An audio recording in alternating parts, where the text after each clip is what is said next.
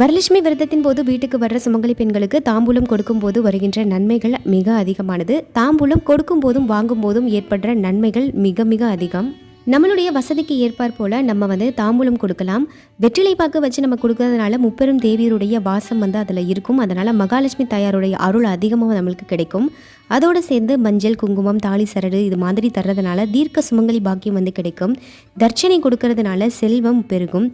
நம்ம வசதிக்கு ஏற்ப இதெல்லாம் நம்ம கொடுக்கலாம். புடவை தரனால, வஸ்திர தானம் தரனால நம்மளுக்கு வஸ்திர தான பலன் அதிகமாக கிடைக்கும். மங்கள பொருட்களை சொல்லக்கூடிய பெண்களுக்கு பூக்களை கொடுக்கலாம். பழங்கள் வைக்கிறதுனால அன்னதான பலன் கிடைக்கும். கண்ணாடி வளையல் கொடுக்கறதுனால அமைதி உண்டாகும். சீப்பு கணவருக்கு ஆயுள் அதிகரிக்கும். மருதாணி நோய் நொடி வராமல் இருக்கும். இது மாதிரியான முக்கிய பொருட்கள் கொடுக்கலாம். கண்மை கொடுக்கறதுனால திருஷ்டி வராமல் இருக்கும். உரிக்காத மட்டை தேங்காய் தருவதனால நம்மளுக்கு ஏற்பட்டிருக்க பாவம் நீங்கும். ஒவ்வொருடைய விருப்பத்திற்கு ஏற்ற மாதிரி தாம்பூலம் தர்றது ரொம்ப நல்லது.